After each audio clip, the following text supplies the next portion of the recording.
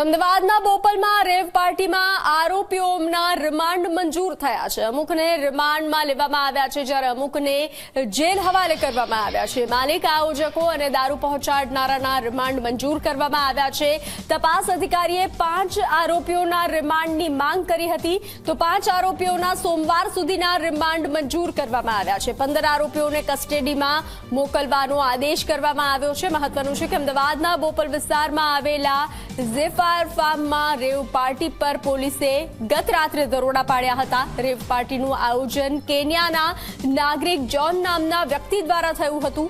તેમના ગ્રુપમાં ઇન્વિટેશન આપ્યું હતું। 7 ભારતીય સહિત 13 વિદેશી નાગરિકો ઝડપાયા હતા, જે પૈકી 15 લોકોએ દારૂનો નશો કર્યો હોવાનું સામે આવ્યું છે।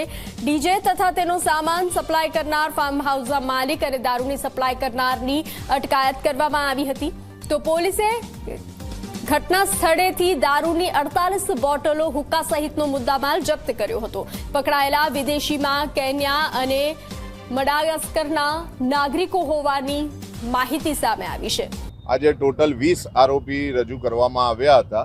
તેમાંથી 5 જણ માટે રિમાન્ડ અરજી મૂકવામાં આવી હતી પોલીસ ડિપાર્ટમેન્ટ દ્વારા, અને એ 5 જણના રિમાન્ડ માટે ફિક્સ ફોર હિયરિંગ કરવામાં આવ્યું છે, અને બાકીના માટે પણ જામીન અરજી, જે બાકીના આરોપીઓ છે તેમની પણ ફિક્સ ફોર હિયરિંગ કરી છે।